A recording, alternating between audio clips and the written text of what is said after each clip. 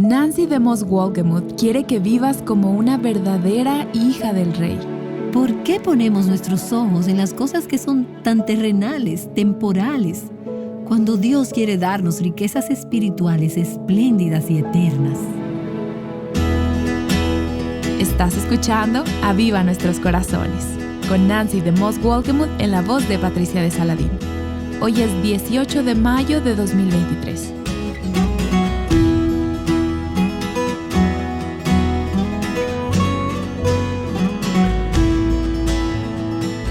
Estoy segura de que si alguien te ofreciera un regalo increíble, pondrías atención de inmediato. Tú no ignorarías esa noticia. Bueno, alguien te está ofreciendo un regalo increíble. ¿Quieres saber lo que es? Nancy continúa con la serie titulada Fidelidad y la Corona de Vida. El otro día recibí un correo electrónico de una de nuestras oyentes diciendo: no hay manera de que puedas entender lo que estoy pasando. Nunca has estado en una situación familiar. Y sabes que ella estaba en lo cierto. Pero a medida que llegamos a esta iglesia en Esmirna, la iglesia sufrida, la iglesia perseguida, entendemos que aquel que les está hablando, Él sí sabe, Él conoce.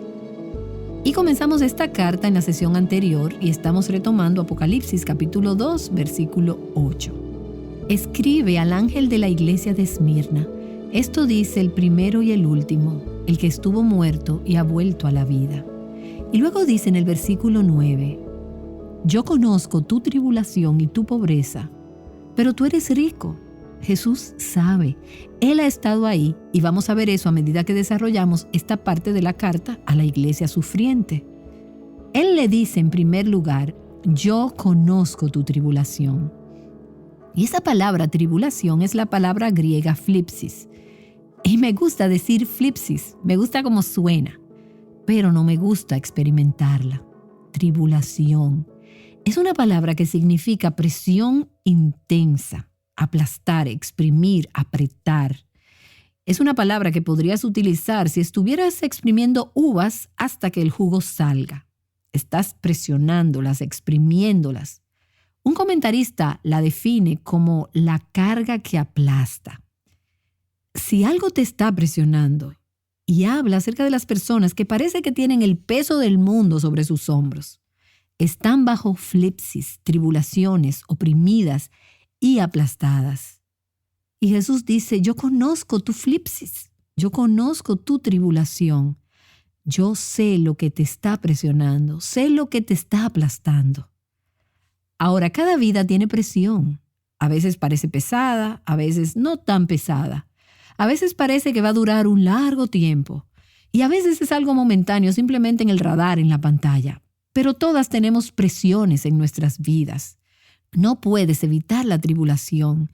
No puedes evitar ser exprimida. No puedes evitar ser presionada. Las personas responden de manera diferente a la presión. Algunas se rinden, otras colapsan bajo la presión, otras permiten que les presione hacia Cristo. Tú no puedes decidir si tendrás o no tendrás presión, pero lo que tú sí puedes decidir es cómo vas a responder a la presión y qué tipo de resultados tendrá en tu vida. Independientemente de la dificultad, sin tener en cuenta lo pesada que pueda ser, el peso de la carga, Dios no es ajeno. Él sabe, Él conoce tu tribulación y Él tiene cuidado. Y vemos este tema a través de la Escritura, que Él sabe y Él cuida. El Salmo 142, el versículo 3, dice: cuando ya no me queda aliento, tú me muestras el camino. Cuando mi espíritu estaba oprimido por todas partes, tú conocías mi senda. Jesús dijo: yo conozco tu tribulación, Él conoce mi camino. Y déjame darte dos ejemplos bíblicos, uno del Antiguo Testamento y uno del Nuevo. El primero es del libro del Éxodo y comienza en el capítulo 1 en el versículo 8. Dice: y se levantó sobre Egipto un nuevo rey que no había conocido a José, y dijo a su pueblo: he aquí el pueblo de los hijos de Israel es más numeroso y más fuerte que nosotros. Procedamos pues astutamente con él, no sea que se multiplique, y en caso de guerra se una también con los que nos odian y pelee contra nosotros y se vaya de la tierra. Entonces pusieron sobre ellos capataces, o sea, los egipcios, para oprimirlos con duros trabajos. Y edificaron para Faraón las ciudades de Almacén, Pitón y Ramsés. Presión, tribulación. Y sigue diciendo, los egipcios pues obligaron a los hijos de Israel a trabajar duramente y les amargaron la vida con dura servidumbre en hacer barro y ladrillos y en toda clase de trabajo del campo. Todos sus trabajos se los imponían con rigor. ¡Qué descripción! Estas son personas que están siendo presionadas, están siendo aplastadas. Hay un gran peso sobre ellos que está siendo impuesto por los amos egipcios. Y el pasaje continúa diciendo que el faraón ordena a las parteras de las hebreas matar a todos los hijos nacidos de ellas, de las mujeres hebreas. Así que la carga se hace aún mayor, la tribulación se hace mayor. Y justo cuando piensas que no puedes aguantar más, hay más todavía, más carga, más presión. Y en el capítulo 2, en el versículo 23, dice, mucho tiempo después. De hecho, ¿te acuerdas de cuánto tiempo los israelitas fueron esclavos en Egipto? 400 años, siglos. Los israelitas, sin embargo, seguían lamentando su condición de esclavos y clamaban pidiendo ayuda. Y sus clamores desesperados llegaron a oídos de Dios. Ellos gimieron bajo el peso, ellos gimieron bajo el peso de la presión. Ellos gimieron y gritaron pidiendo ayuda. No podemos con esto. ¿Alguna vez te has sentido que has estado ahí? Bueno, no por 400 años, pero tal parece que fueran 400 años. Durante mucho tiempo te has encontrado gimiendo bajo el peso, gimiendo bajo la carga y pidiendo ayuda a gritos. Y ese grito de ayuda, por cierto, es una gran cosa. Porque hay alguien que escucha nuestro clamor por ayuda. Y eso es lo que leemos aquí en Éxodo capítulo 2. Sus gritos desesperados llegaron a oídos de Dios. Y fue así como Dios se fijó en los israelitas y los tomó en cuenta. Dios escuchó, Dios vio y Dios sabía. Ellos no podían ver a Dios, no podían oír su voz, pero Dios sí los vio. Dios escuchó sus voces y Dios sabía lo que estaba pasando. Ellos no sabían lo que había en la mente de Dios, pero Dios sí sabía lo que tenía en mente para ellos. ¿Estás tú en una situación desesperada? ¿Estás gimiendo bajo el peso de la misma? Quiero que estés segura de que Dios escucha tu clamor. Él ve tu dificultad y Él sabe lo que estás pasando. Y aquí tenemos el otro ejemplo. En Marcos capítulo 6, permíteme leer comenzando en el versículo 45. Dice, enseguida Jesús hizo que sus discípulos subieran a la barca y se le adelantaran al otro lado, a Betsaida, mientras él despedía a la multitud. Cuando se despidió, fue a la montaña para orar. Al anochecer, la barca se hallaba en medio del lago y Jesús estaba en tierra solo. En la madrugada, él vio. ¿Dónde estaban? Ellos estaban en el mar. ¿Pero dónde estaba Jesús?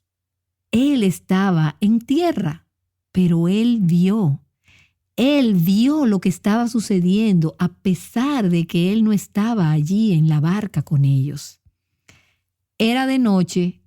Esta fue una visión sobrenatural.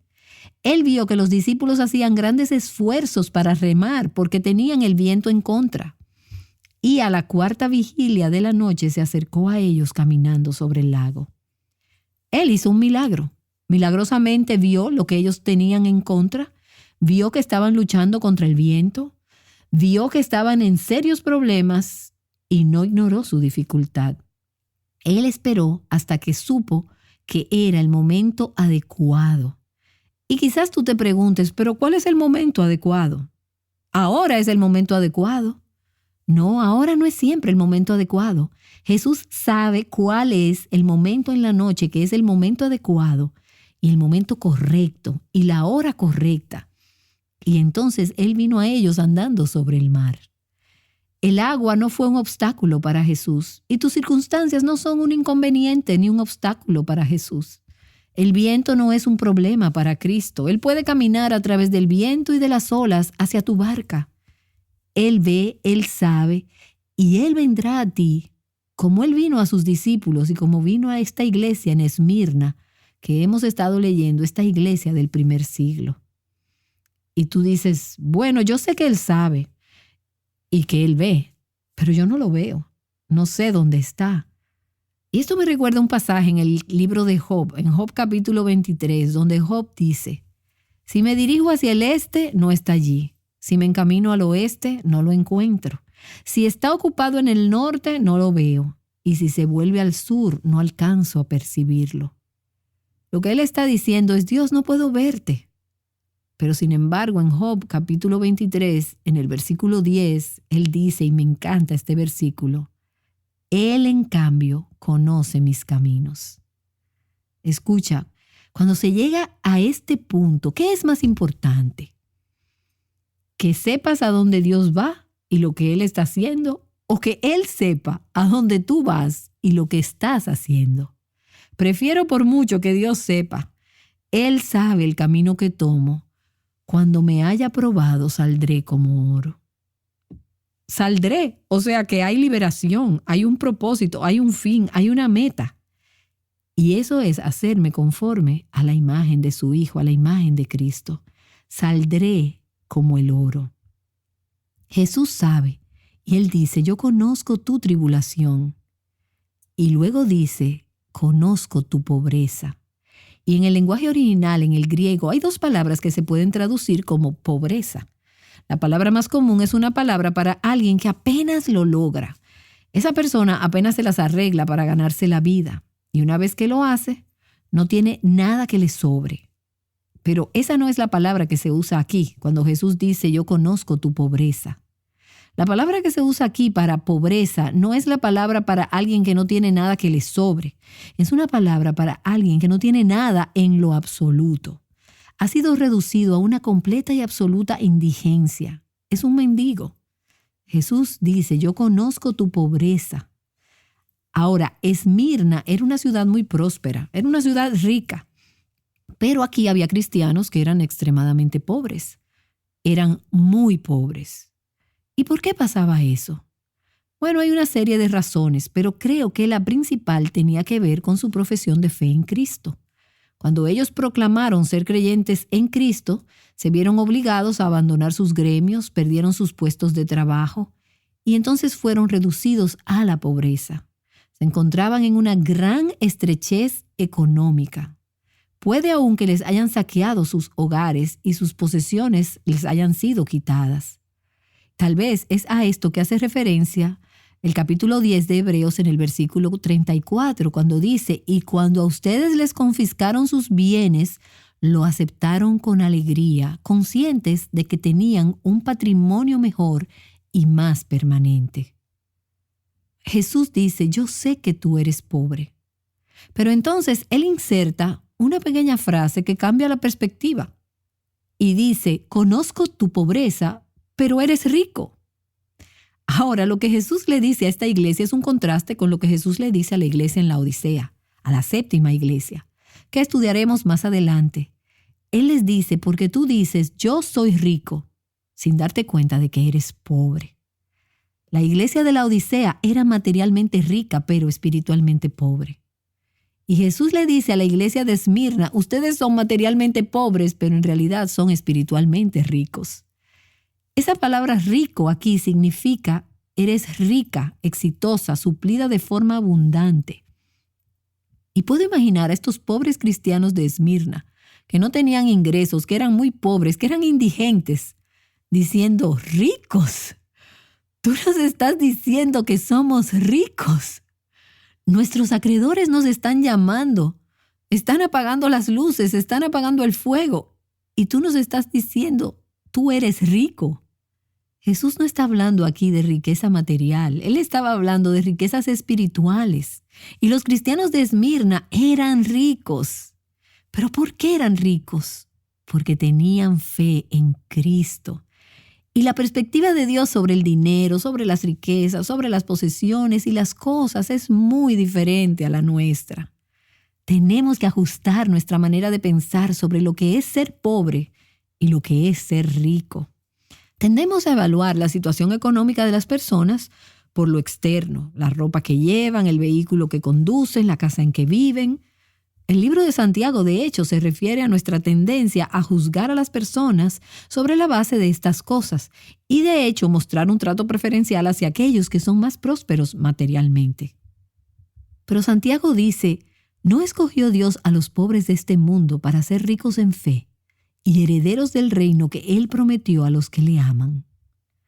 Aquellos individuos e iglesias que parecen ser ricos no son necesariamente así. Ellos pueden ser pobres en las cosas que realmente importan. Y esos individuos e iglesias que parecen ser pobres, según nosotros medimos las cosas, no son necesariamente pobres.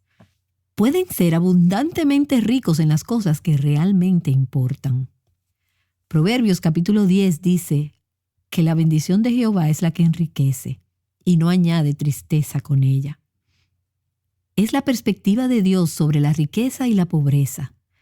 Tenemos que cambiar nuestra forma de pensar para alinearnos con la suya. Y he visto personas materialmente ricas que tienen vidas disfuncionales y relaciones familiares amargas y rotas. Son realmente muy pobres. Y por el contrario, he visto personas que tienen materialmente muy poco, que realmente luchan por llegar a fin de mes, pero tienen paz, felicidad y amor por Dios y por los demás. Y esto me recuerda el pasaje de Proverbios capítulo 15 que dice, «Mejor es lo poco con el temor de Jehová que el gran tesoro donde hay turbación. Mejor es la comida de legumbres donde hay amor, solo un plato de verduras, solo una comida sencilla». Y algunas de ustedes piensan que eso suena bastante bien, que un buey engordado, que un gran banquete donde hay odio. Tú puedes tener toda la riqueza del mundo y ser una muerta de hambre en tu alma.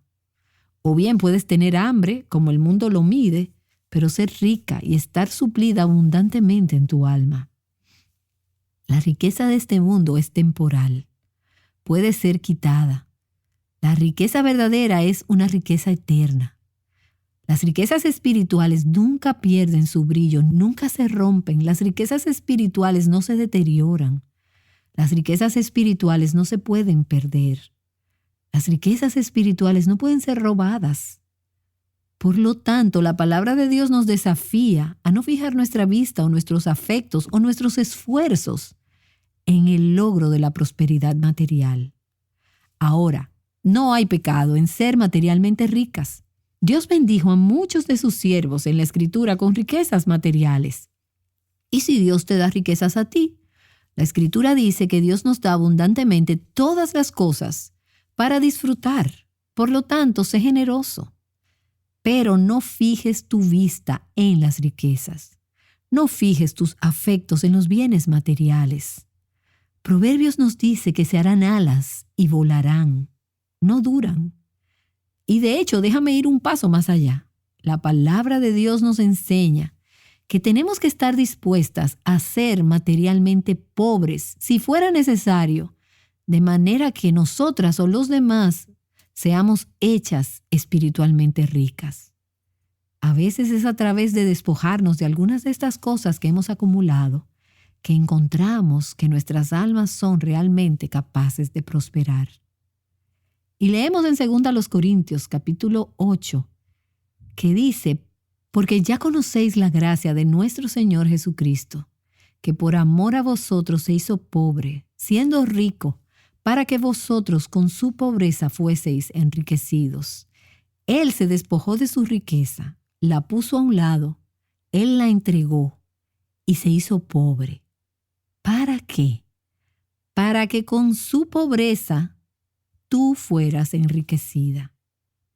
Dios puede querer que lleguemos a ser materialmente pobres con el fin de que otros puedan ser espiritualmente ricos. Y no fue eso lo que le sucedió a Juan en la isla de Patmos, a quien se le está dando esta revelación para enviarla a las iglesias. A él lo despojaron de todo. Él era materialmente pobre. Y sin embargo, cuán ricas somos hoy por el hecho de sostener en nuestras manos este libro de Apocalipsis. Hoy nuestros corazones están siendo animados por la palabra de Dios, porque Juan, el apóstol amado, estuvo dispuesto a hacerse materialmente pobre para que otros pudieran hacerse ricos espiritualmente.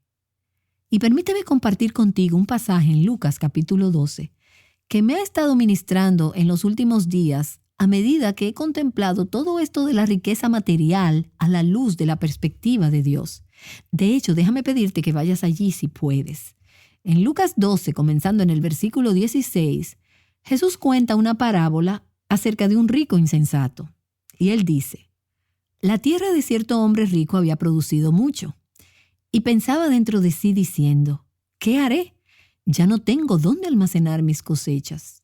Entonces dijo: esto haré. Edificaré un anexo en mi casa y voy a alquilar un almacén más grande. Bueno, eso no está en la Biblia. Pero él dijo: esto haré, derribaré mis graneros y edificaré otros más grandes.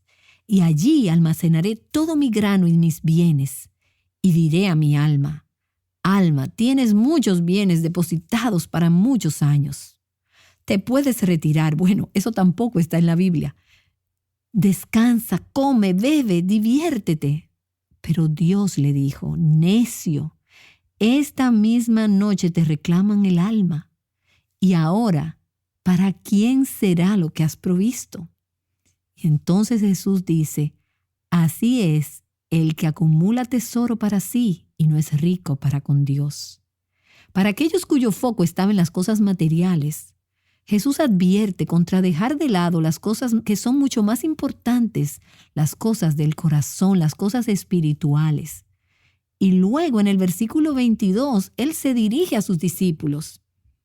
Y creo que ellos tal vez estaban pensando o incluso diciendo después de escuchar esta parábola: pero Jesús, tenemos que vivir.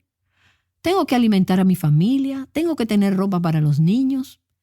¿Qué voy a hacer con todos estos asuntos que son prácticos? En este pasaje que sigue, mientras meditaba en él, incluso esta mañana, antes de venir para esta sesión, el Señor lo ha utilizado para servir como un estímulo para mi propio corazón. Creo que no solo para mis propios valores y necesidades personales, sino también para algunas de las necesidades financieras que enfrentamos en Aviva Nuestros Corazones. Y Dios usó este pasaje para dar aliento a mi corazón, y espero que lo haga con el tuyo también. Versículo 22.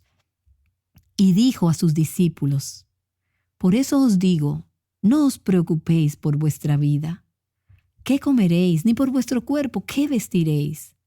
Porque la vida es más que el alimento, y el cuerpo más que la ropa. Considerad los cuervos, que ni siembran ni siegan, no tienen bodega ni granero, y sin embargo Dios los alimenta. ¿Cuánto más valéis vosotros que las aves? Considerad los lirios cómo crecen, no trabajan ni hilan, pero os digo que ni Salomón en toda su gloria se vistió como uno de estos. El punto aquí es la fe. A veces nuestra pobreza, en términos relativos, puede ser utilizada para empujarnos a un lugar de mayor dependencia de Dios. El conocimiento de que Él es el único que nos viste. Él es quien nos da de comer. Él es quien provee y satisface todas nuestras necesidades. Versículo 29. Vosotros pues no busquéis qué habéis de comer, ni qué habéis de beber, y no estéis preocupados, porque los pueblos del mundo buscan ansiosamente todas estas cosas. Pero vuestro Padre sabe que necesitáis estas cosas. ¿Y qué fue lo que Jesús le dijo a la iglesia de Esmirna? Conozco, sé de tu tribulación, conozco tu pobreza. Mas buscad su reino, y estas cosas os serán añadidas. No temas, rebaño pequeño, porque vuestro Padre ha decidido daros el reino. Dios quiere darnos mucho más. ¿Por qué nos conformamos con tan poco?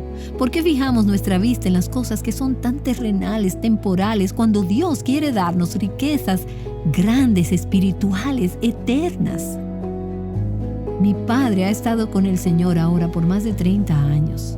Pero todavía recuerdo que uno de sus himnos favoritos era uno que ya no cantamos muy a menudo, pero me encantan las palabras. La primera estrofa dice: Jesús, mi cruz he tomado, todo para salir y seguirte a ti. Indigente, despreciado, abandonado, desde ahora mi todo serás. Perece toda ambición que amo, todo lo que he buscado o esperado o conocido.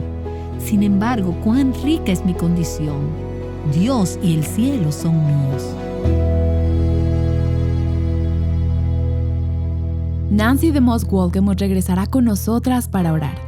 Ella te ha estado ayudando a reconocer tu identidad y tus riquezas al conocer a Jesús.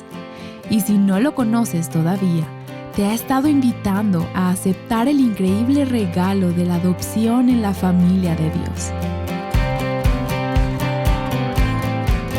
El sufrimiento tiene un límite.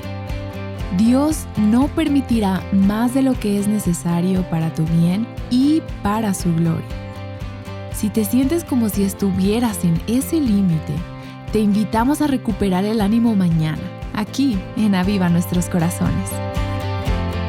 Ahora Nancy regresa para concluir el episodio de hoy. Escucha, mujer, si tienes todo lo que el mundo considera valioso, pero no tienes a Cristo, te digo que tú eres pobre. Y si no tienes nada de lo que este mundo considera importante y valioso, pero tienes a Cristo, tienes todo lo que necesitas. Al igual que esos creyentes en Esmirna, eres rica. Gracias, Señor, que somos ricas en Cristo. Dios y el cielo son nuestros. Qué rica es nuestra condición. Te damos gracias, Señor, que tú conoces nuestras tribulaciones, que tú conoces nuestra pobreza. Y sin embargo, en Cristo somos tan ricas. Te damos las gracias en el nombre de Jesús. Amén.